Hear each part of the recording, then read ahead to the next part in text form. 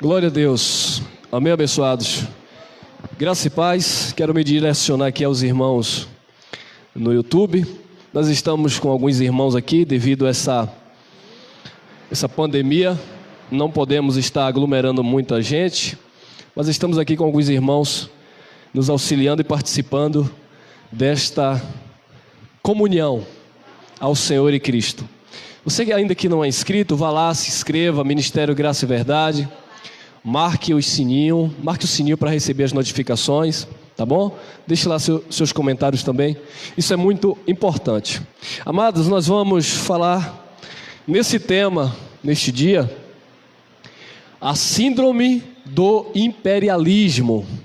Esse é o tema que nós vamos estar estudando. Você aí na câmera, na gravação, que o Espírito Santo de Deus esteja abrindo os teus olhos. Que o Senhor Jesus esteja edificando, porque se Ele não edificar, em vão são os que edificam. Só o Senhor, Pai, só o Senhor pode, só o Senhor governa, e é a Ti que nós esperamos, é em Ti que nós esperamos, é em Ti que nós confiamos. A síndrome do imperialismo.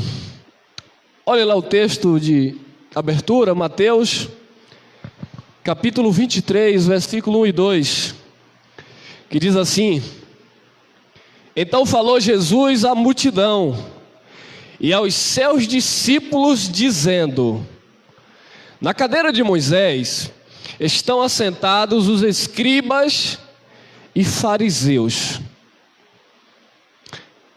3. Todas as coisas, pois, que vos disserem que observai-as e fazei-as, mas não procedai-as em conformidade com as suas obras. Porque dizem, mandam e não fazem, não obedecem. Então, amados, Jesus já estava falando para a multidão e para os seus discípulos, para prestarem atenção neste dois grupos de pessoas, os escribas e os fariseus. Porque os escribas, eram aqueles que escreviam, que traduziam, que interpretavam, e os fariseus eram os religiosos da época, os santarrões, sabe, os donos da verdade, os ungidos, aqueles por quem Deus supostamente falava.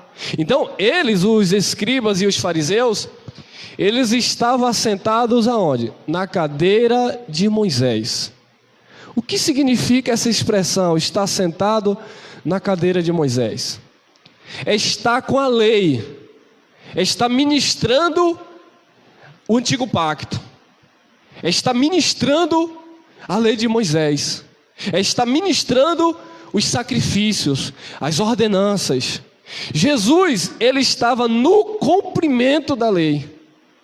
Jesus estava ainda no pacto antigo, porque ele veio justamente para cumprir a lei.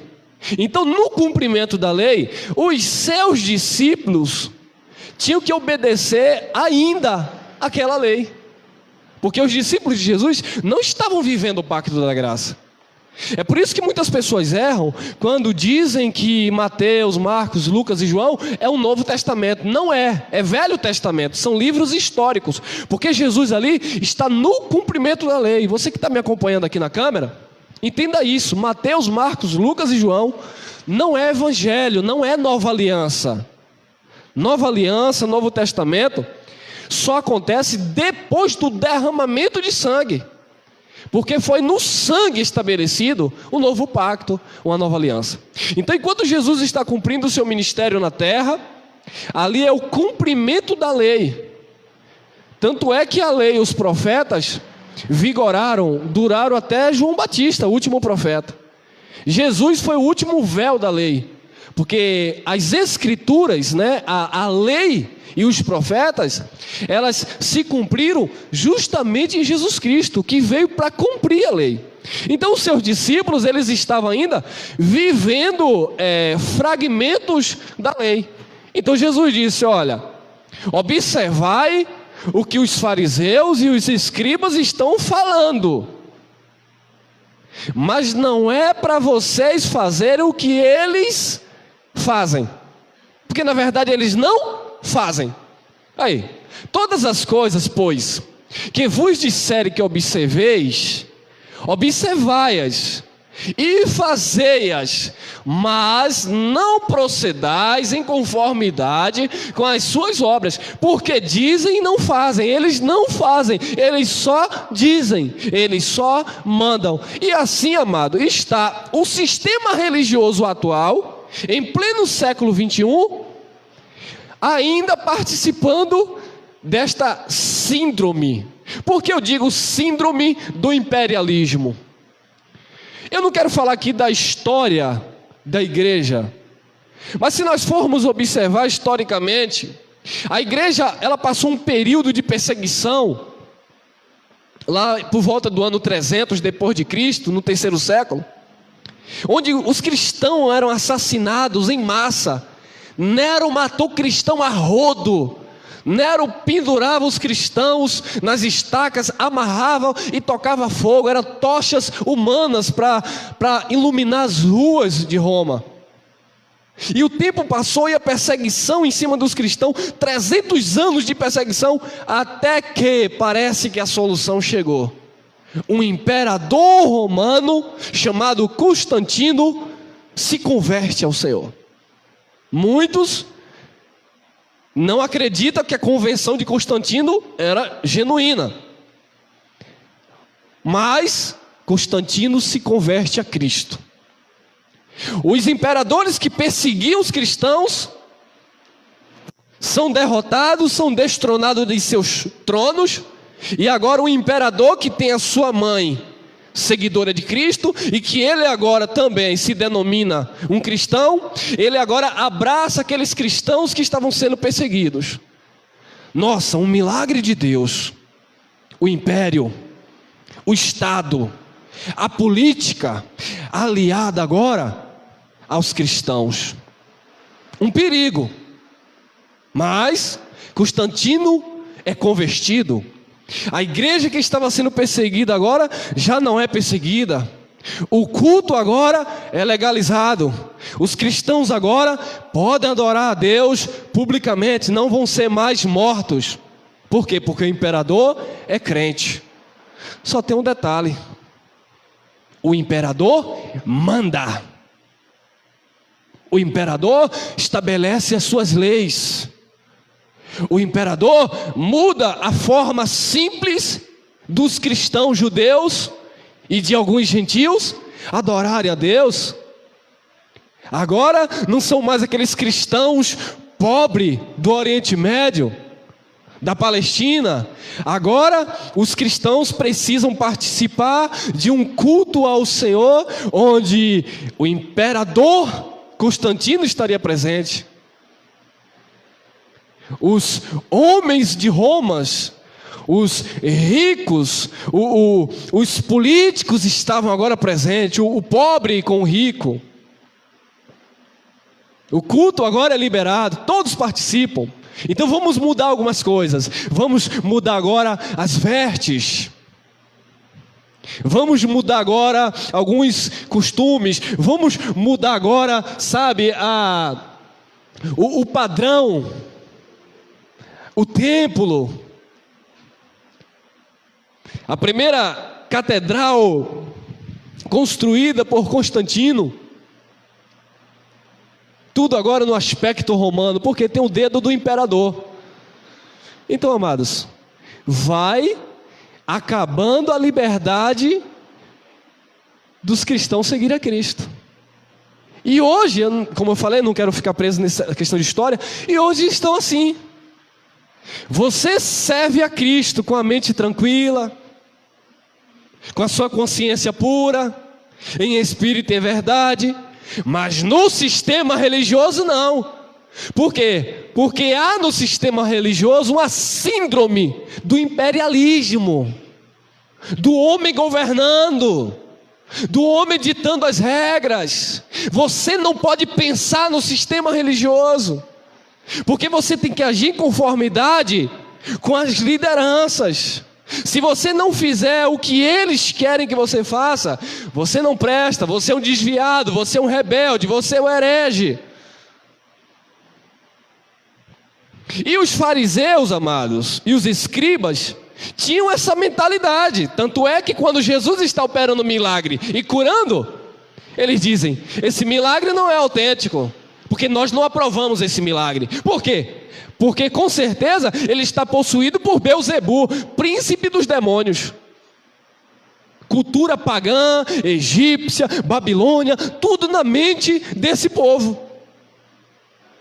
Jesus agora está operando um milagre, mas os fariseus, mas os escribas não concordam. Aí Jesus olha para eles e dizem: vocês têm por pai o diabo, que é homicida e pai da mentira desde o princípio. Fazendo uma analogia, porque é uma força de expressão, não é uma criatura, ao homem carnal, a Adão, o homem ou o filho da perdição. Então, amados, os fariseus e os escribas, eles queriam mandar, mas eles não praticavam. E o que acontece? 23:4, Mateus. Olha o que é que eles fazem. Eles faziam e o sistema religioso copia de outras formas, né? Pois atam fardos pesados e difíceis de suportar, e os põem aos ombros dos homens. Oh, irmão, estou debaixo de um jugo. O diabo se levantou na minha vida. Eu não estou aguentando mais, porque é uma perturbação. Os espíritos malignos estão me oprimindo. Os homens, os fariseus, os escribas, os hipócritas, eles colocavam fardos sobre os ombros dos homens. Eles, porém, nem com seu dedo querem movê-los, estava dizendo Jesus. Eles não movem esses fardos, mas eles amarram esses fardos sobre os ombros dos homens, mas eles ficam de fora. Você precisa pagar o preço. Você precisa sacrificar no altar. Você precisa buscar, fazer, cooperar, dizimar e doar, e eles não fazem. Esse momento que nós estamos vivendo está revelando esses fariseus hipócritas. Porque enquanto aquele que os evangélicos chamam de ímpio, porque não pratica a religiosidade, estão fazendo, como muitos jogadores aí, milionários, estão doando dos seus milhões, que nem coça no bolso, mas estão fazendo, dando exemplo. Os fariseus hipócritas, que julgavam as nossas lives, as nossas mensagens pelo YouTube, hoje eles estão também pregando pelo YouTube, e lá passando as suas contas, para vocês depositarem, vocês fazerem, vocês ofertarem, vocês ajudarem a obra de Deus. Eles colocam um fardo, mas eles não fazem. E se fizerem, alguns fazem, eu não posso generalizar, não é para tocar trombeta, porque vocês fazem, mas não fazem daquilo que é seu, fazem daquilo que vem do povo. Como é que eu vou fazer algo em nome do ministério e dizer que eu fiz? Eu não fiz nada. Quem fez foi o ministério que abraçou a causa. Mas os fariseus não. Eles querem tocar trombeta. Eles querem, anunciar para o mundo que estão fazendo. Mas eles não fazem. Eles mandam as pessoas fazerem. Eles atam fardos pesados, difíceis de suportar, e os põem aos ombros dos homens. Eles, porém, nem com o seu dedo querem movê-los. 5. E fazem todas as obras. Mas que obra? Que eles mandam, mas não fazem. Porque tem coisa que eles mandam, mas não fazem. Mas tem coisa que eles fazem, né? E fazem todas as obras, mas eles têm um objetivo nisso. Eles têm um porquê nisso. E fazem todas as obras a fim de serem vistos pelos homens.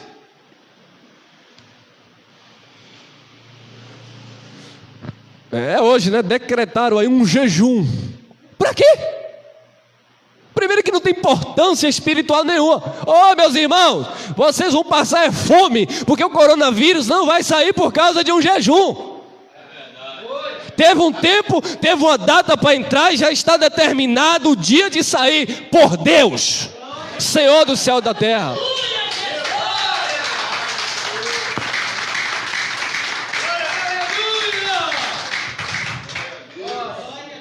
São hipócritas. Muitos bem intencionados, e eu reconheço. Muitos por amor, porque acreditam naqueles que lhe ensinaram assim. Mas não é isso que o Espírito de Deus nos ensina, porque desde lá, daquela época, Jesus já dizia: quando vocês jejuarem, não é para mostrar para os homens que estão jejuando. Passe um óleo nessa cabeça, igual passei nessa manhã um gel para ficar bonitinho o cabelo. Não era para ungir ninguém não, irmão. Era um óleo, era um perfume, era uma espécie de perfume, uma especiaria do judeu. Aí os crentes hoje pegam o azeite galo vendido no mercado e diz que o pastor consagrou porque vai jejuar hoje com óleo sobre a cabeça. Que óleo fedido! Jesus disse: passa um perfume, um nardo puro, cheiroso. Passa um óleo sobre a vossa cabeça, pinte esse cabelo aí, fique bonitinho, para não mostrar para os homens que vocês estão com um semblante. Porque eu estou jejuando. Os hipócritas estão fazendo. Como eu falei, não estou generalizando, tem muita gente bem intencionada. Mas para que isso, irmão? Para que tocar trombeta? Ao invés de jejuarem, conserte as suas próprias vidas. Seja uma pessoa melhor, pratique o bem, porque Deus disse lá em Isaías 58, do jejum verdadeiro que agradava a Deus. Não era que o homem afligisse a sua alma com abstinência de alimento, mas que o homem vestisse o nu, se compadecesse do necessitado, do órfão, da viúva. Esse é o jejum genuíno que agrada a Deus. Porque senão se tornam fariseus hipócritas. Fazem todas as obras a fim de serem vistos pelos homens, pois trazem largos filactérios. O que era isso, largos filactérios? Eram fitas que os judeus usam até hoje. Fitas, onde estava escrito lá os pergaminhos, as escrituras, e eles enrolavam aquelas fitas nos seus braços. E tinha uma espécie de caixinha que ele colocava na fronte, na testa. Eles colocavam aquilo para fazer as suas orações. E Jesus estava dizendo: vocês são fariseus, vocês trazem largos filactérios, vocês enrolam isso no braço de vocês e colocam isso sobre a testa de vocês e vão fazer as orações de vocês. Para quê? Para serem vistos pelos homens. Porque para Jesus, para Deus, não precisava colocar aquilo no braço, colocar aquilo na testa, derramar óleo, colocar um pano de saco sobre a cabeça, subir escada de joelho, pegar água benta não sei aonde, consagrar água no monte e derramar óleo na cabeça e a vassoura ungir. Nada disso, irmão. Isso é farisaísmo, feitiçaria, obra da carne, macumbogélio.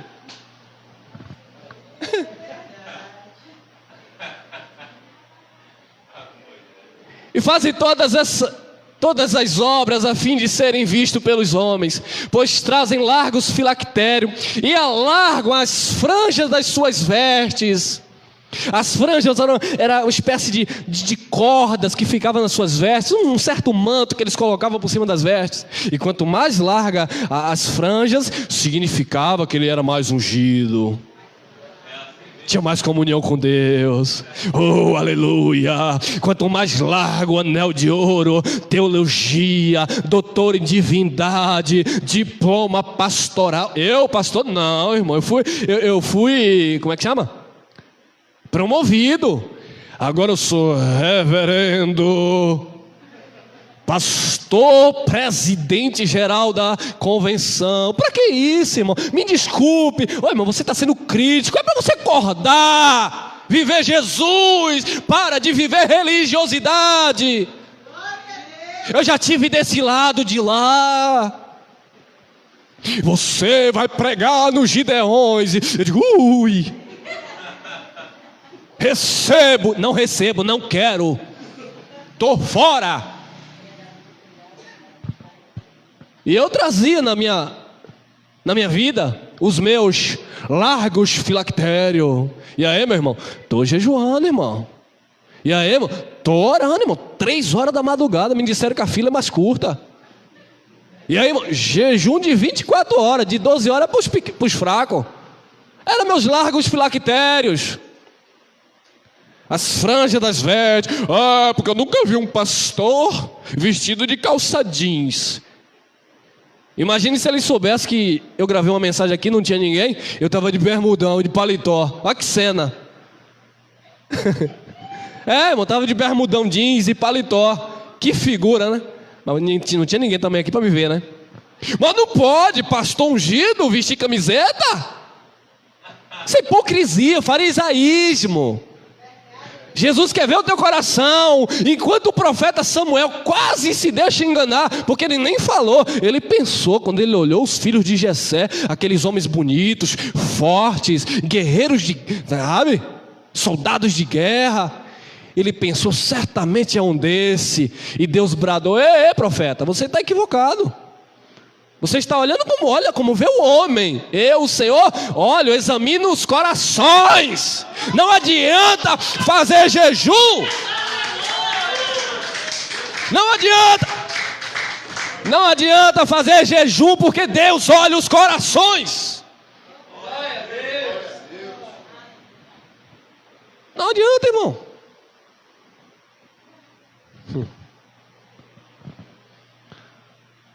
Fazer todas as obras a fim de serem vistos pelos homens, pois trazem largos filactérios, alargam as franjas das suas vestes. 23:6.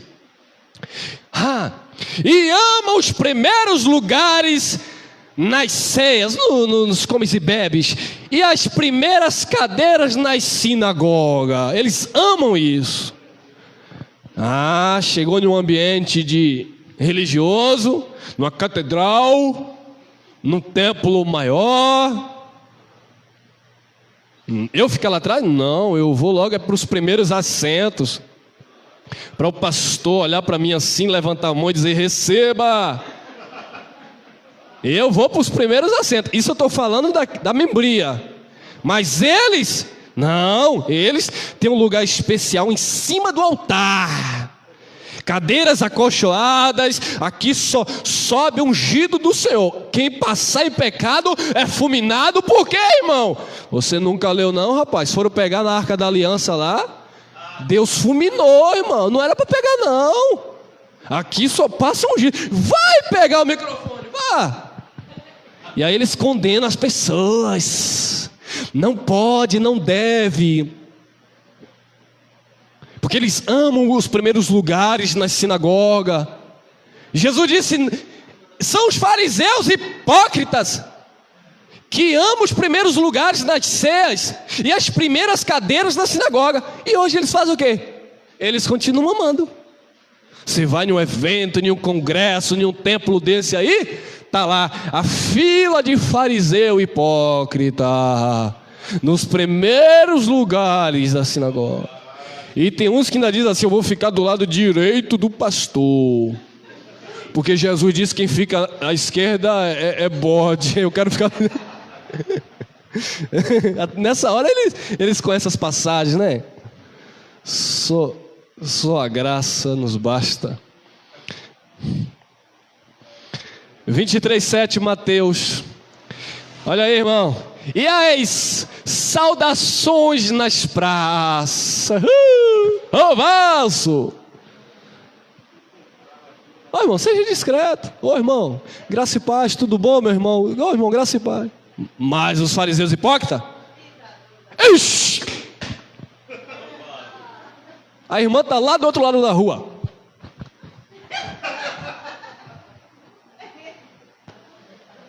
Hipocrisia, irmão. Fariseus, hipocrisia. Aí, sou eu que estou dizendo, irmão? Mas Jesus que falou. Esse irmão, eu vou te matar. Tu vai matar quem? Vai lá. Jesus que falou. E as saudações nas praças. E serem chamados pelos homens, Rabi, Rabi, mestre. Os homens amam isso. Mestre, ô mestre. Aí certa feita um abençoado estava ministrando na rádio. E alguém ligou e disse: pastor, eu preciso de uma oração. Ele: pastor não, apóstolo. Irmão, não pode dar nome, né? Senão você é perseguido, igreja. Eu estou sendo perseguido, Brasil. Não pode, mas não foi isso não. Aí foi preso com dinheiro na cueca.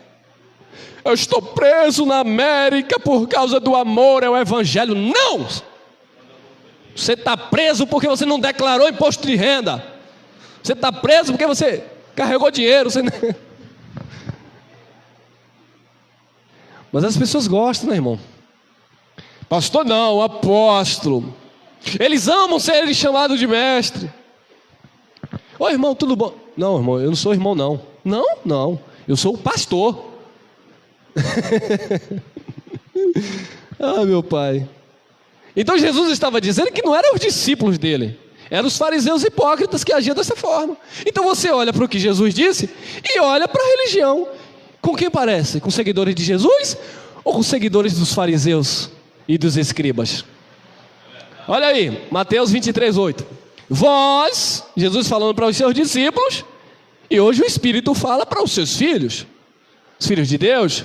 Vós, porém, não queirais ser chamados Rabi, mestre, como diz o irmão Geraldo. Olá. Não, irmão, não queirais ser chamado de mestre. Ô irmão, louva a Deus pela sua vida, recebo muito isso. Que Deus continue te usando, amém, meu irmão. Ô irmão, que Deus continue te iluminando, você é uma bênção de Deus, amém, meu irmão. Ô mestre, mestre? Eu? Ó, Jesus disse: vós, porém, não queirais ser chamados Rabi, porque um só é o vosso. Jesus está tratando de coisas espirituais. Deixa eu ir também aqui para os radicais. Hoje tem mestre acadêmico, hoje tem mestre de artes marciais, hoje tem mestre, né, de capoeira, tem mestre disso, mestre daquilo. Irmão, então não posso chamar ele de mestre. Ele é um mestre secular, de uma profissão. Não está falando de nada na vertical, está falando aqui da horizontal. Uma coisa não tem nada a ver com a outra. Jesus está tratando aqui de assuntos divinos, coisas espirituais. Jesus está tratando aqui, amado, do nosso relacionamento com Deus. Não é o homem que é seu mestre. Não queira você ser chamado de mestre, porque um só é o vosso mestre, a saber, o Cristo. E todos vós sois irmãos. Todos nós somos irmãos. Todos nós. Pode aplaudir que ele é digno.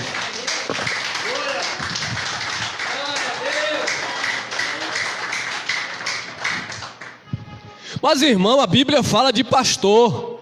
Irmão, a Bíblia fala de apóstolo. A Bíblia fala de doutor, que também pode ser traduzido por mestre. Paulo fala isso. Mas Paulo não está dizendo que a pessoa é o mestre.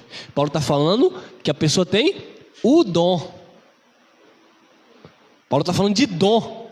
Efésios capítulo 4, versículo 11, Paulo está dizendo que Deus deu dons aos homens. A uns ele pôs dom, apóstolo, enviado. A outros ele deu o dom, pastorear, cuidar, orientar. Dom não tem nada a ver com título, com função, não tem nada a ver com ser, mas sim com ter de Cristo em nós, amém? Então é por isso que eu digo, meus amados, alguns irmãos me chamam de pastor, porque reconhecem um dom, mas eu nem gosto disso, porque senão ficamos parecendo os fariseus hipócritas. Porque eu sou mestre, porque eu, no evangelho não sou eu, vivo não, mas Cristo vive em mim. E esse ministério não é a igreja não é minha, a igreja não é minha, a igreja não é minha, a igreja é de Jesus.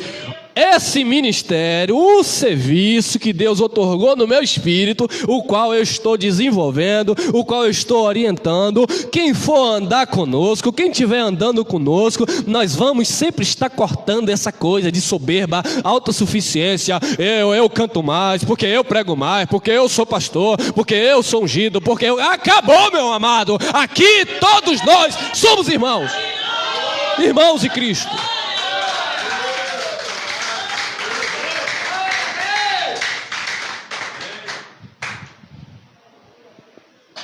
Que ele cresça, que nós venhamos diminuir, porque o maior, disse Jesus no reino, é aquele que serve os irmãos.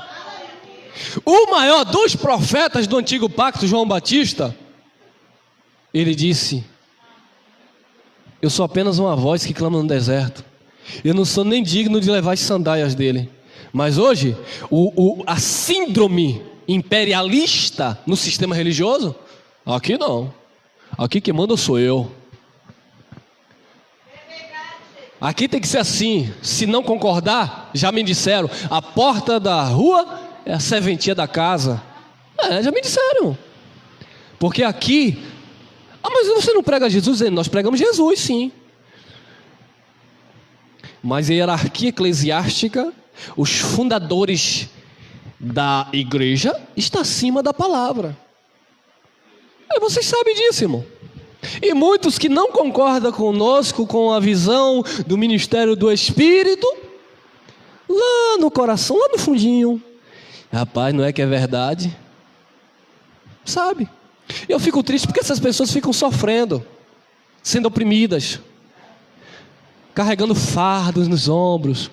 Mas por que eles carregam? Muitos porque gostam, porque não ama a verdade, e é o que Deus falou por boca de Paulo aos Tessalonicenses, para aquele tempo, para aquele povo. Mas podemos entender coisas que acontecem hoje.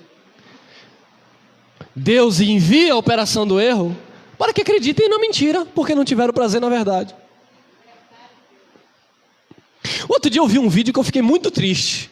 Eu fiz uma análise primeiro, depois eu parei e fui analisar novamente. E aí foi que eu fui entender e fiquei triste. A priori um vídeo de um pastor, suposto pregador, orando e uma criança levantando da cadeira de roda. Empurra a cadeira, e a criança? E a igreja? Uau! Jesus cura! O pastor orou e Deus levantou o paralítico, e a criança levantou. E ele vai, empurra a cadeira, e a criança empurrou a cadeira. Eu parei. Deus levanta paralítico? Levanta. Deus cura cego? Cura. E às vezes nem é crente. O irmão estava com catarata, tem que fazer a cirurgia. Irmão, fui fazer a cirurgia, o médico disse que não precisa mais não, estou curado. Deus cura. Deus levanta paralítico? Levanta. Deus cura aquilo que o médico diz: acabou. Deus é o começo. Faz. Então um milagre? Claro. Mexeu com isso aqui? Você recebeu como milagre? É um milagre. Depois eu parei. Estou vendo aquele coitado daquela criança se esforçando para empurrar aquela cadeira, todo tortinho. A pergunta é: Jesus faz 20%, 30% ou faz tudo certo e completo? Que cura é aquela de Jesus que o menino levanta com a dificuldade tremenda e sai empurrando aquela cadeira em tempo de morrer? Ali eu entendi que foi uma influência, ele usou de persuasão, psicologia, atraiu a multidão, trouxe a multidão ao seu favor. Levanta, levanta, falou no ouvido da criança, e a criança se esforçou, chorando, porque por certo estava muito difícil, mas ela levantou e empurrou. Com certeza voltou para casa e continuou na cadeira, porque não foi Deus, porque o nosso Deus, o Deus que cura, estava na porta do templo. Pedro disse: não tem prata, não tem ouro, levanta e anda, e ele saiu pulando.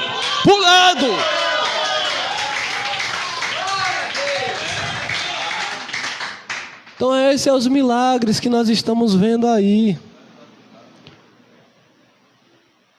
Esse é o tipo de milagre que nós estamos vendo aí. Ô irmão, o pastor orou, estou curado. 15 dias depois, a dor voltou. É porque ele não está te influenciando, ele não está mexendo com o teu psicológico. Quer ver uma coisa? Cadê as manifestações demoníacas agora? Cadê os endemoniados das igrejas que todo domingo tava um possesso? Coronavírus chegou. Os endemoniados estão proibidos de se reunirem. Então os pastores não podem invocar esses demônios. Então eles estão tudo em suas casas, em quarentena, tudo em paz. Muitos, porque estavam emocionalmente envolvidos com alguma coisa errada, talvez bebida, droga, estavam vulneráveis às sugestões de palavras, persuasões, e iam nessas gaiolas, e aí o pastor levantava e ele se manifestava. Estão em paz nas suas casas. Quando passar esse movimento, essa situação, eles vão voltar nas ditas igrejas e os pastores vão começar a invocar os demônios de novo. Eles que não estavam sendo possuídos vão voltar a serem possuídos de novo. Por quê? Porque é mentira, irmão. Isso é a mente do ser humano. Trabalha no psicológico. A graça de Deus trabalha na tua alma, te liberta, te cura, te transforma. Cadê os exorcistas? Olha que contradição. Eu já disse, creio no poder de Deus, eu sou um milagre de Deus. Deus já fez cura na minha vida, eu já vi cura na vida de irmãos, eu já vi coisa. Eu creio no mover do Espírito, eu creio no poder de Deus. Eu só não acredito na hipocrisia, na mentira, na idolatria das igrejas chamadas de Deus. Por quê? Porque eu tenho autoridade para expulsar demônio. Interessante. Escute aqui. Corta para mim. Você tem autoridade para expulsar demônio. Você que vai dar o dislike lá. Que é você que vai dar, né? Você tem autoridade para expulsar demônios. E por que tu não expulsa esse vírus? Por que quando tu está com dor de cabeça, você que expulsa demônio, corre para comprar um Dorflex? Ah, irmão, você não crê que Deus cura? Claro que eu creio. Eu não creio que você cura. É diferente, irmão. Você está vendo? O culto é racional, irmão. Para que nós venhamos entender que Deus é Senhor de tudo e de todos. Isso serve, Paulo falou na primeira carta aos Coríntios, capítulo 11, versículo 19, que é necessário que haja heresia entre vós, falando do povo de Deus, para que os sinceros se manifestem no meio de vocês. Então, essa situação, tudo tem a mão e o controle de Deus. Muitos estão aí jejuando, e diabo, tu que trouxe isso, diabo, tu que trouxe aquilo, estão querendo matar o ministro lá da China, porque o homem lá da China criou esse negócio. Se ele criou, foi Deus que deixou, foi Deus que permitiu. Faraó disse: não sai ninguém. Por que, Faraó? Porque eu não deixo. KKK. A palavra: eu vou endurecer o coração de Faraó. Então tudo tem a permissão de Deus. Ai, irmão, mas eu estou com medo do coronavírus que está matando. Parece que não existia morte no mundo. Não existia morte biológica. Aí descobriram agora que você pode morrer. Não toque em mim, viu? Eu não posso tocar em você. Respeitamos, devidos cuidados. Mas medo? Ah, irmão, se tu morrer de coronavírus... Eu? Com medo? Nós vamos partir no tempo que Deus já determinou? E de quê? Já está estabelecido.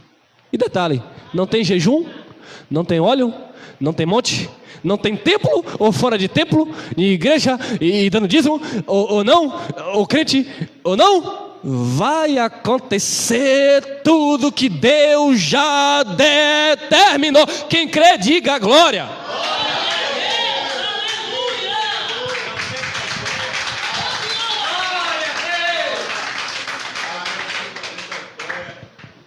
Vós, porém, não queirais ser chamados rabi, porque um só é o vosso mestre, a saber, o Cristo. E todos vós sois irmãos. Todos nós estamos no mesmo barco. Todos nós estamos vulneráveis humanamente falando, porque o Cristo é que é Senhor sobre as nossas vidas. E detalhe, aí agora é assim, né? Os religiosos que falavam dos cientistas. Meu amado, a ciência, em parte, ela fecha com as escrituras. Tem coisa que a ciência não explica e eles ficam... Porque a escritura complementa a ciência. O evangelho também é uma ciência, você sabia? O evangelho é uma ciência de Deus, sabedoria de Deus, que é loucura para os homens. Eu não estou falando dessas pessoas que se prendem a letras e negam as escrituras e desfazem e desprezam. Aí é uma outra história. Não crê porque Deus não abriu o entendimento ainda ou não vai abrir nunca. Verdade seja dita. Mas, amados, a maioria dos religiosos condena os cientistas, os estudiosos, os pesquisadores. Porque você não tem fé. Aí hoje o que acontece? Os gurus, os fariseus hipócritas, estão como estão postando esses... essas coisas que estão aí denunciando esse sistema fajuto. Estão assim, ó, os pastores, os padres, os religiosos, roendo as unhas e torcendo para aquele que está lá estudando, pesquisando, descobrir uma vacina para acabar com esse mal. Agora vocês confiam na ciência? Eu confio na ciência. Mas primeiramente eu confio no Senhor, amém? Nossa confiança está nele. Mateus 23:9. E a ninguém na terra chameis de vosso Pai. Observe aqui que há uma contradição. Como assim, irmão? Eu não posso chamar o mestre de capoeira de mestre, porque Jesus disse que só ele é para ser chamado de mestre. Mas Jesus também disse que a ninguém na terra chamei de vosso pai. E agora, teu pai? Você percebe que a leitura que Jesus está fazendo é algo espiritual, não tem nada a ver com algo na horizontal, é na vertical.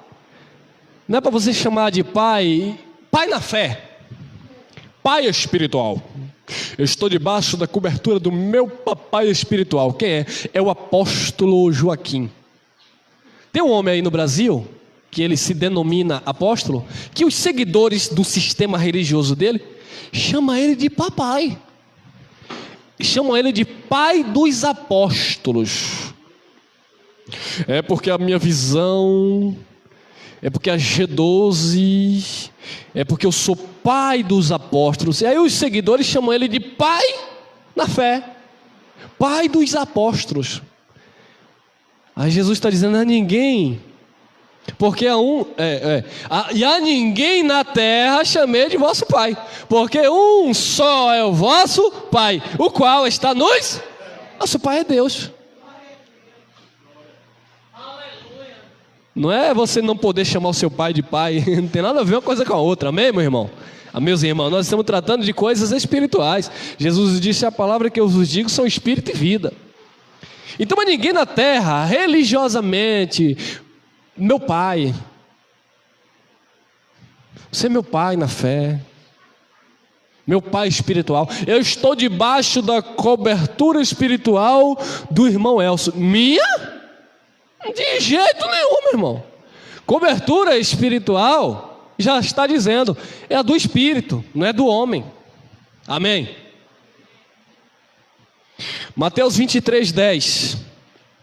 Nem vos chameis mestres, porque um só é o vosso, que é quem? Cristo. Cristo é o vosso mestre, amém? Cristo é o nosso mestre. 1 Timóteo 2:5. Porque há um só Deus e um só mediador entre Deus e os... Só um mediador entre Deus e os homens, Jesus Cristo, homem. Ponto. Deixa eu explicar uma coisa aqui. Eu estava lendo essa passagem e o Espírito começou a ministrar sobre essa questão. Porque há um só Deus e um só mediador entre Deus e os homens, Jesus Cristo, homem. Paulo diz em 2 Coríntios 5,16: a ninguém conheçamos mais segundo a carne. E ainda que tivéssemos conhecido Jesus segundo a carne, homem, já não conhecemos mais deste modo. Eu tenho uma notícia para a igreja.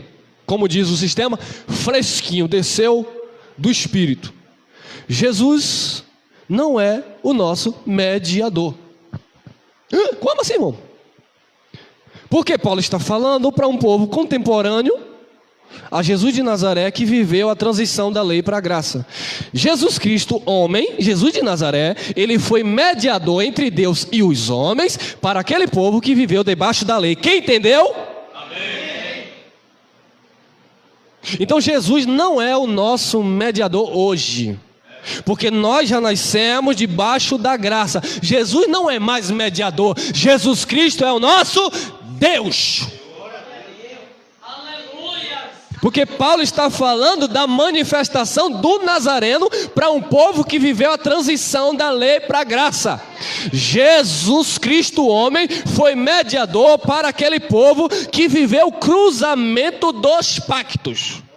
Para nós ele não é mais mediador, bem como ele também não é mais advogado, porque advogado e mediador dá praticamente o mesmo sentido, porque ele estava advogando a causa daquelas pessoas que estavam em pecado, e ele estava sendo mediador, se colocando no lugar daquelas pessoas para reconciliar com Deus, amém? Nós já nascemos reconciliados em Cristo Jesus, portanto Jesus Cristo, homem, segundo a carne, era mediador para aquele povo que viveu a transição, e nós agora, na nova aliança, pacto estabelecido, já não conhecemos mais Jesus segundo a carne. A graça, amada, é isso, é esse oceano. Ah, irmão, mas um dia eu vi uma mensagem que você pregou lá atrás e você disse que Jesus era o nosso mediador. É uma força de expressão, amado, porque você está lendo as escrituras, então você vai acompanhando o raciocínio, mas depois Deus vai ministrando. A nosso quem? Tu estava lá, você era daquele povo, você viveu a lei, você estava debaixo do ministério de condenação e morte? Não, já nasceu aonde? Debaixo da lei do Espírito Divino, então não é nossa, era deles, não é mais para você. Amém? 6, o qual se deu a si mesmo em preço de redenção por todos, para servir de testemunho a seu... Que tempo? O tempo do cumprimento da lei. O propósito que ele veio cumprir. Teve um tempo determinado, ele veio, cumpriu, deixou até... Primeiro, ele deixa o céu, Filipenses 2:6. Não teve por usurpação ser em forma de Deus. aniquilou-se a si mesmo, diminuiu-se a si mesmo, deixou a sua glória e habitou como homem. Mediador, Jesus Cristo homem. Depois que ele mediou a causa do pecado, dos pecadores, ele reassumiu o seu trono majestoso. Por isso os textos vai dizer que ele está à destra da majestade, ou seja, todo o poder e autoridade que lhe pertencia, que ele deixou, que ele veio como homem, ele reassumiu novamente, sendo Deus bendito eternamente. Amém? Então foi um tempo determinado para que ele viesse ser mediador, bem como advogado, bem como cordeiro que iria tirar o pecado do mundo. Tirou ou não tirou? Pecado de condenação e morte ele tirou, então nós estamos livres. 7. Para o que digo a verdade em Cristo não minto. Fui constituído pregador e apóstolo, e doutor dos gentios na fé e na verdade. Doutor, mestre. Mas irmão, então Paulo aí? Não, porque Paulo entendia o conceito de dom. Não era querer ser chamado. As pessoas não chamavam Paulo de apóstolo. Você já viu nas escrituras? As pessoas chamando, os seguidores, Timóteo chamando Paulo de apóstolo, Tito chamando Paulo de pastor. A mãe de Timóteo, Eunice, a avó de Timóteo, Evódia, Tiquito, Eutico, Trifena, Trifosa, Eubúrculo, Júlia. Ninguém chamava Paulo de apóstolo, de pastor, chamava de irmão. Só que Paulo era, por dom, por vocação, doutor, mestre, apóstolo, enviado aos gentios na fé e aonde? Na verdade, tem que ser na fé e na verdade. Apocalipse 1:5, disse João na ilha de Pátimo. Só peguei esse texto para enfatizarmos isso aqui, para essa síndrome do imperialismo cair por terra na mente do povo de Deus, que já caiu na de vocês, mas daqueles que vão nos acompanhar. E da parte de Jesus Cristo, que é a fiel testemunha, o primogênito dentre os mortos e o príncipe dos reis da terra. Príncipe dos reis da terra. Por isso Paulo disse que Jesus é o cabeça de todo principado e de toda potestade. Principado, príncipes, potestade, poderes, governos. Jesus é príncipe dos príncipes, rei de reis, Senhor de senhores. Não tem nada a ver com o príncipe dos demônios, com o príncipe que é das trevas, não, irmão. O primogênito dentre os mortos e o príncipe dos reis da terra, aquele que nos amou e em seu sangue nos lavou, vai lavar, salvou, vai salvar, batizou, vai batizar, aperfeiçoou, vai aperfeiçoar.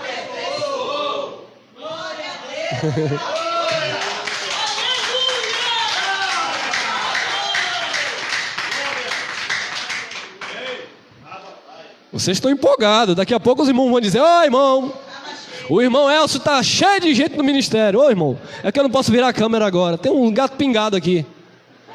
Só que o povo está liberto, cheio da graça de Deus, irmão. Cheio da graça de Deus, irmão.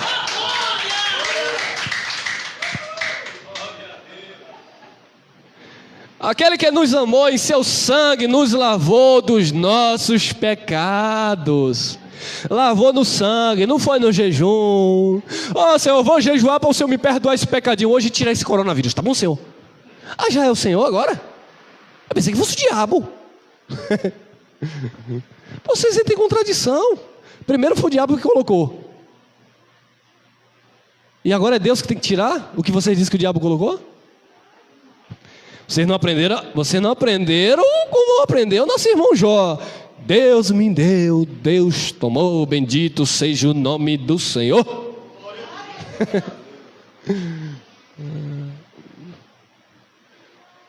Olha lá, irmão, 1 Coríntios 6:20.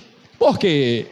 Porque fostes comprado por bom preço. Você foi comprado. Deixa eu te falar uma coisa, você é escravo. Eu não. Eu estou livre, irmão. Está amarrado.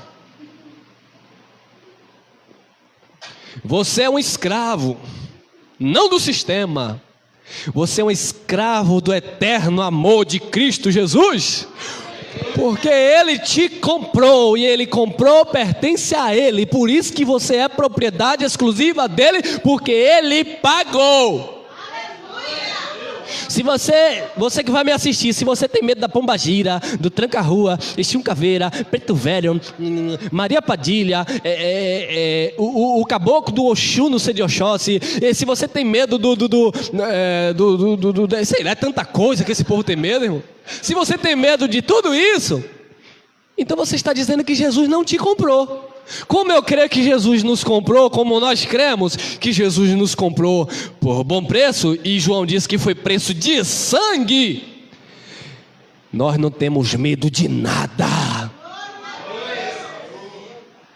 Tememos a Deus. Ah, irmão, tu não tem medo? Não, irmão, eu não estou falando de um medo natural, humano. Claro que eu tenho medo, irmão. Tenho medo de minha filha passar uma dificuldade. Claro que a gente tem medo. A gente tem medo, humanamente falando, de adquirir uma enfermidade, não poder tratar.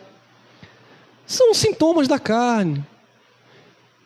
Eu estou falando a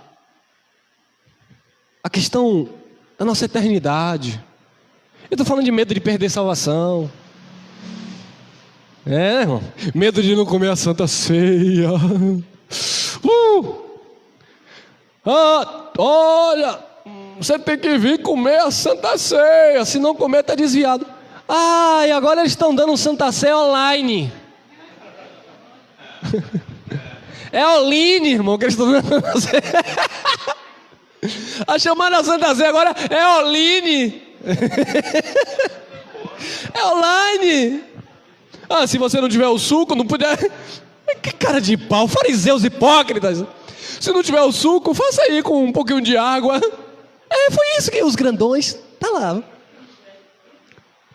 Aqueles que dizem que você tem que vir para comer o sagrado e santíssimo pão do Senhor padeiro, agora tá mandando você comer na sua casa um pedacinho de biscoito. Se não tiver pão, né? Não pode sair, né? Não pode. Como um pedacinho de pão com água, faz de conta. É Alice no País das Maravilhas, né? Faz de conta, como aí um pedacinho de pão. Eu vou orar daqui, você entra aí no meu site, eu vou estar te cobrindo daqui.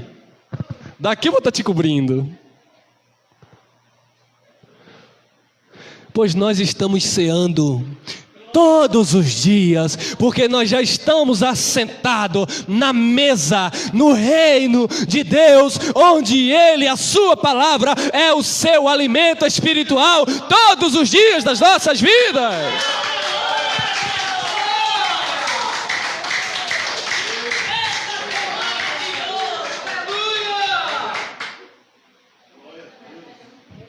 Acorda, igreja! Depois que passar, você chega para ele e diz: pastor, o senhor não disse que eu não podia faltar um culto de Santa Ceia, pastor?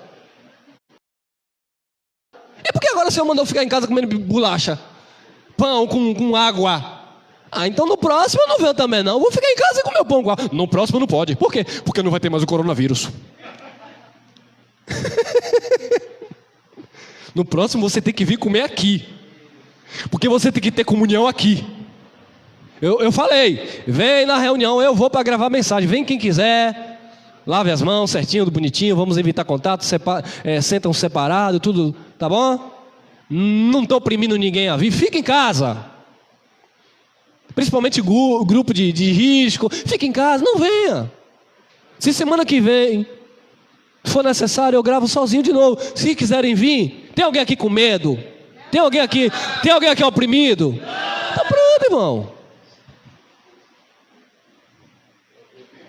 Porque nós não estamos aqui debaixo de uma... Amém, meu amado? Porque nós não estamos aqui debaixo de um regime de homens, de uma síndrome do imperialismo, tem que ser, tem que fazer.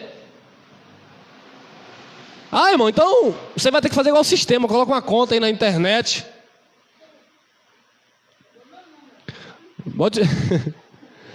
Irmão, nós vamos ter que pagar aluguel de espaço, vamos ter que pagar a internet mesmo, porque tudo isso. Pode ir nas redes sociais, pode ir no YouTube, pode ir no Facebook. Se eu ligar para você pedindo uma oferta para pagar aluguel, eu deixo de pregar o evangelho. Eu confio no Senhor que nos chamou e nos uniu em Cristo Jesus, e que é Ele que sustenta todas as coisas pela palavra do seu poder.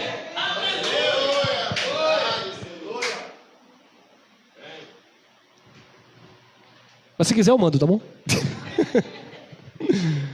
Brincadeira à parte, amados. Mas esses homens ficam apelando. Agora apareceu conta de tudo quanto é banco. Estou até inventando o banco agora. Eu vi um ontem que eu digo, rapaz, os homens, SMS, agora é só digitar 4 numerozinhos e bater o valor, já está lá, irmão. Agora pergunta se vão mandar para alguém necessitado.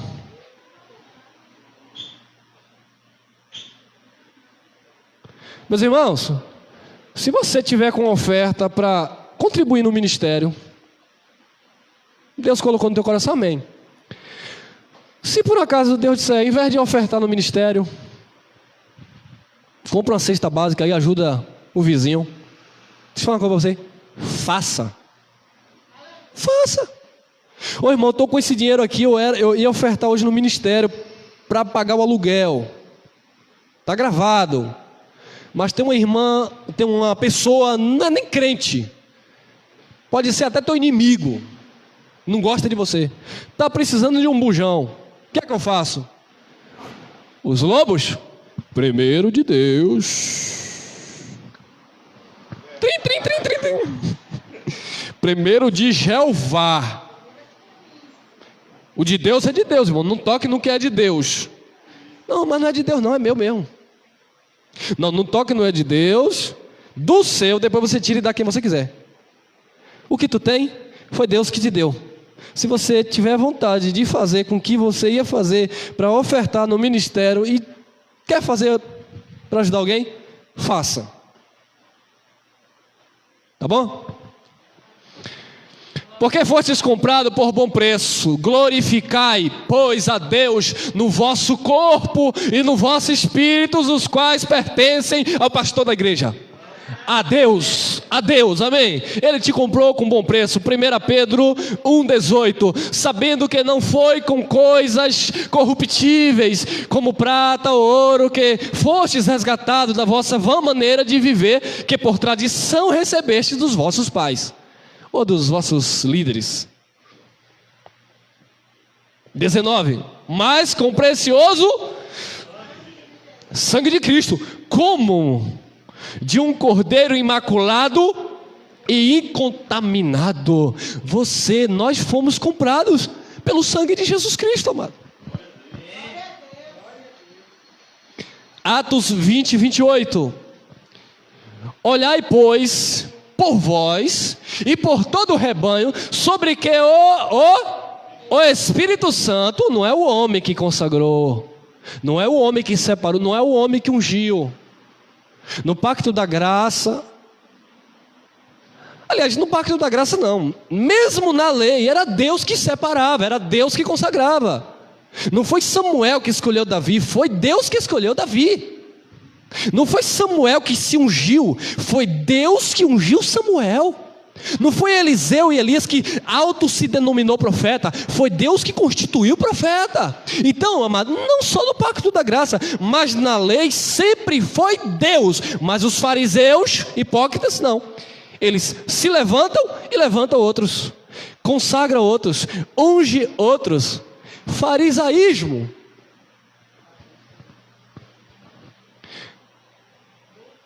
Por vós e por todo o rebanho, sobre que o Espírito Santo vos constituiu bispos, para apacentardes a igreja de Deus, que Ele resgatou com o seu próprio sangue. Deus resgatou com o seu próprio sangue. Ué, mas Deus morreu? Quem morreu foi Jesus. João falou em Apocalipse que nós fomos comprados com o sangue de Jesus.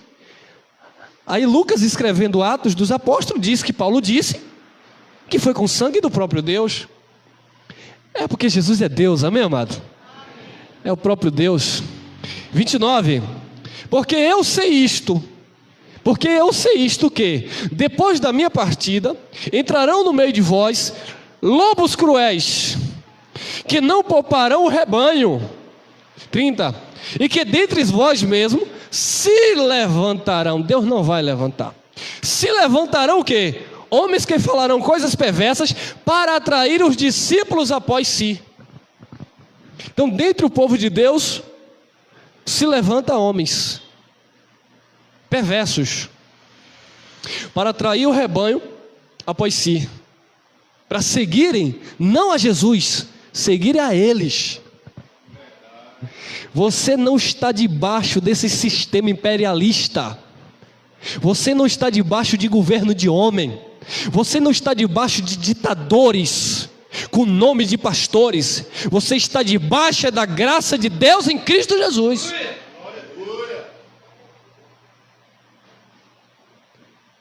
1 Pedro 5,2. Apacentai o rebanho de Deus que está entre vós. É o que estamos fazendo. Rebanho era uma linguagem do judeu. Tendo cuidado dele, do rebanho, ou do povo de Deus, não por força. Tem que vir, tem que fazer, tem que dar, tem que doar, tem que ir, tem que sacrificar. Não. Não por força, mas voluntariamente. Nem por torpe ganância. Estou frito. Mandaram parar a reunião e agora os dízimos. Ganância, torpe ganância. Eles não estão preocupados com os filhos de Deus, estão preocupados com seus bolsos. Mas voluntariamente, nem por torpe ganância, mas de ânimo. Pronto. Tem dois nós fazemos, tem um nós fazemos, não tem nenhum nós fazemos a mesma coisa. Nós estamos presos às circunstâncias, mas a palavra de Deus não está presa. Ela corre e você está recebendo aí na câmera. Olha lá, 3. Nem como tendo domínio sobre... Olha lá, domínio. Imperialismo. Nem como tendo domínio sobre a herança de Deus, amado. Mas servindo de exemplo ao rebanho. Nós que ministramos, que de alguma forma ajudamos a edificar a igreja, nós precisamos ser exemplo e não dominadores. E não esse regime de ditadores sobre o povo de Deus, sobre a herança de Deus.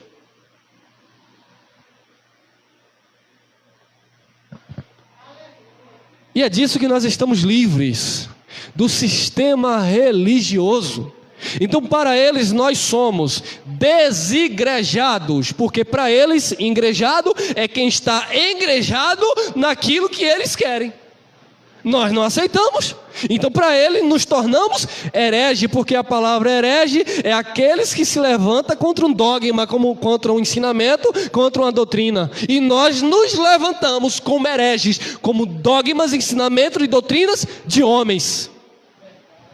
E nos submetemos ao domínio do soberano Deus, Senhor das nossas vidas. Nem como tendo domínio sobre a herança de Deus, mas servindo de exemplo ao rebanho. Tem mais? Colossenses 2:4. E digo isto para que ninguém vos engane com palavras persuasivas. Que ninguém te engane com palavras persuasivas. Que ninguém seja senhor sobre a tua vida. Que ninguém seja o teu mestre. Que ninguém seja o teu pai espiritual. Que ninguém seja o cabeça sobre você. Porque o cabeça sobre você é Cristo Jesus. E digo isto para que ninguém vos engane com palavras persuasivas. 2:8. Tende cuidado para que ninguém vos faça presa sua. Tenha cuidado para que ninguém vos engane. Tende cuidado para que ninguém vos faça presa sua. Por meio de quê? Filosofias e vãs sutilezas, segundo a tradição dos homens, segundo os rudimentos e não segundo Cristo. Segundo a tradição dos homens, segundo os rudimentos do mundo, e não segundo Cristo. As pessoas estão sendo dominadas por tradição de homens. Que negócio é esse, irmã? Você de calça aqui? Não pode. Porque a minha tradição, mulher tem que vestir saia. E nos pés. Ó, irmão, você de camisa polo aqui não pode. Tradição de homem. E não segundo Cristo. Ó, irmão, mas não pode ficar barbudo. Não pode deixar o cabelo crescer. Tradição de homens, não segundo Cristo.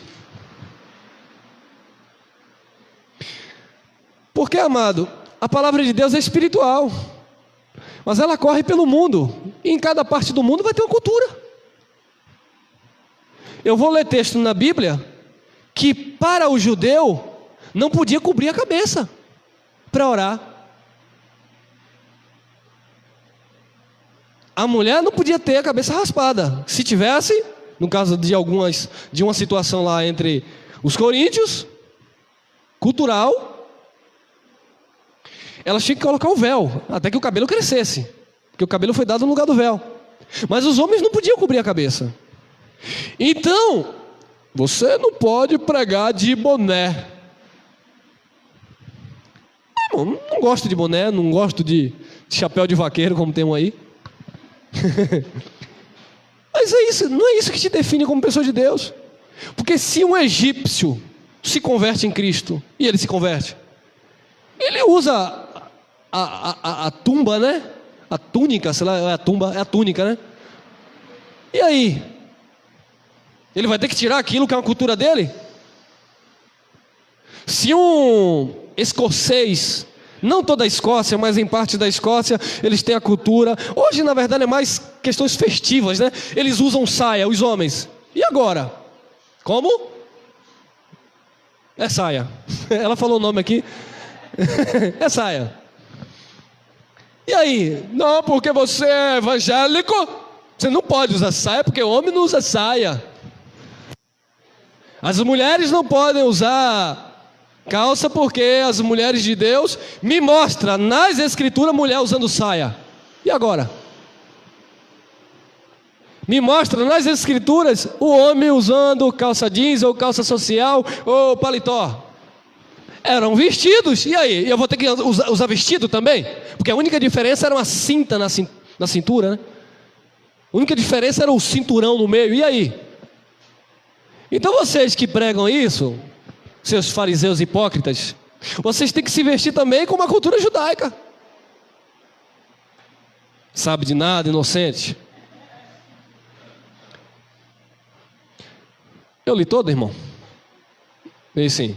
Tende cuidado para que ninguém vos faça presa sua por meio de filosofias e vãs sutilezas, segundo a tradição dos homens, segundo os rudimentos do mundo e não segundo Cristo. 2,18 Colossenses. Ninguém vos domine a seu bel prazer, com pretexto, irmão, de humildade.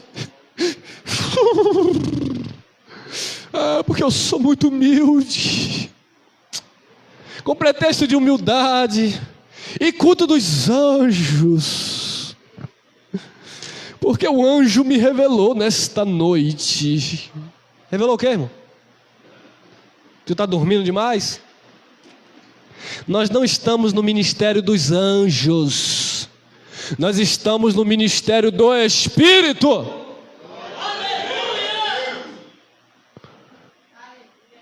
Tem outra. O anjo do Senhor não vai te guardar. Não tem um anjo acampado no teu redor. Porque isso era antes do Espírito morar no homem. Porque quem mora em você é o Espírito, é Deus. Deus em você não precisa de um anjo para guardar a tua vida. Ele te guarda porque Ele é teu Senhor. Nós não estamos no ministério dos anjos, mas o ministério agora é do Espírito. Não é anjo que traz uma mensagem para você, é o Espírito. Não é anjo que fala com você, é o Espírito. Não é anjo que te guarda, é Jesus, é o Espírito.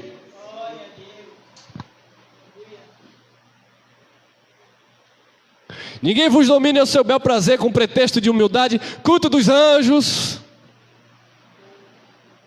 envolvendo-se em coisas que não viu.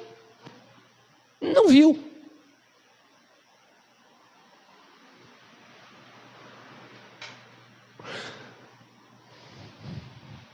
Não viu, mas quer envolver as pessoas. Ah, porque o Senhor me mostrou. Não viu nada. Ah, porque o anjo me mostrou. Por quê, irmão? Não, porque ele mostrou lá a João. Mostrou a João, não foi você.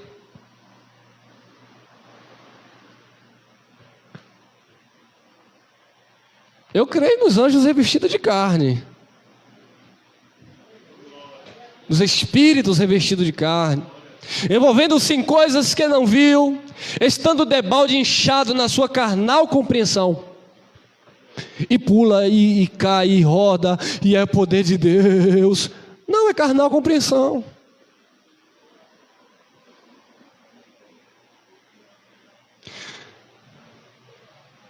(19) E não ligado à cabeça, da qual todo o corpo, provido e organizado pelas juntas e ligaduras, vai crescendo em aumento de Deus. 20, Colossenses 2:20. Se, pois, estáis mortos com Cristo quanto aos rudimentos do mundo, por que vos carrego ainda de ordenanças? Como se vivessem no mundo, tais como: não toques, não proves, não manuseeis. O rudimento do mundo. Não toque, isso aqui é santo, isso aqui é sagrado. Não prove, não prove isso aqui não. Isso aqui é do pastor.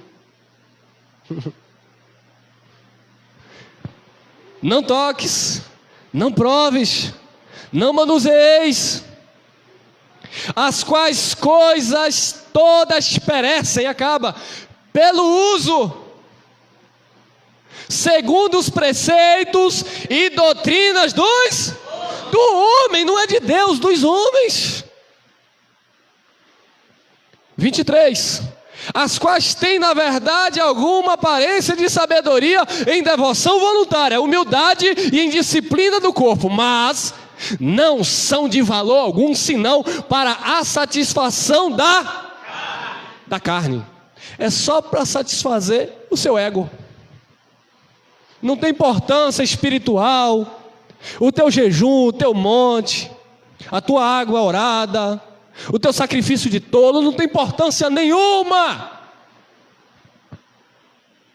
Apenas para satisfazer a sua carne, o seu ego. É porque eu sou religioso, porque eu oro mais, porque eu me consagro mais, porque eu trago os largos filactérios, porque as franjas das minhas vestes, porque eu fiz teologia, porque eu sou o profeta maior, porque eu sou pastor presidente, porque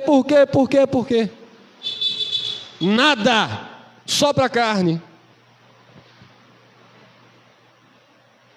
2 Coríntios 11:2, disse Paulo: porque eu estou zeloso de vós com zelo de Deus, porque vos tenho preparado para vos apresentardes como uma virgem pura a um só, a um marido, a saber, Cristo. Esse era o zelo de Paulo, tem sido o nosso zelo para apresentar esta igreja perfeita a Cristo, em Cristo Jesus.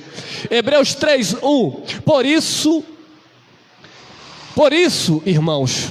Por isso, irmãos santos, participantes da vocação celestial, considerai a Jesus Cristo apóstolo e sumo sacerdote da nossa confissão.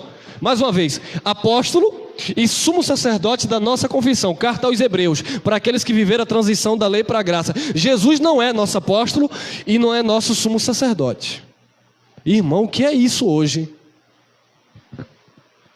Porque Jesus, Ele é Deus. Ele foi mediador. Ele foi o Cordeiro de Deus. Ele foi o advogado. Ele foi o apóstolo da confissão. Ele foi o sacerdócio, melhor dizendo, o sacerdote da nossa confissão. Só que Ele foi tudo isso, mas hoje Ele é superior a tudo isso. Ele é Deus. Amém?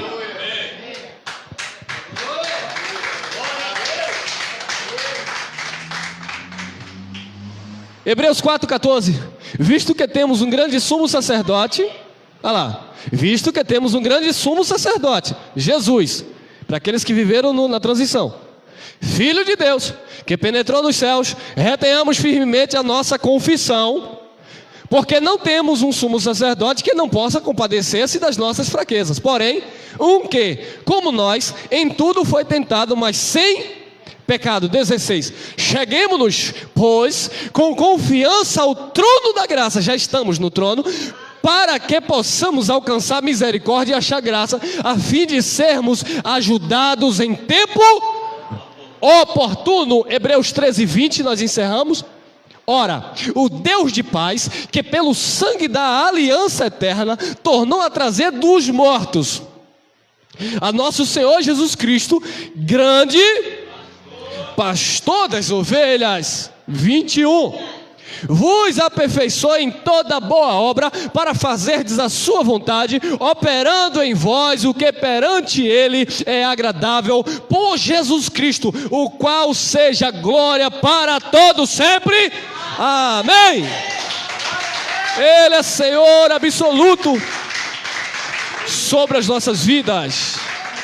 Fique com essa palavra, cresça na graça e no conhecimento, que o Espírito Santo continue a te edificar, te fortalecer. Fuja debaixo do imperialismo humano, fuja debaixo das doutrinas dos homens e viva a doutrina sã que há em Cristo Jesus como cabeça e Senhor da igreja.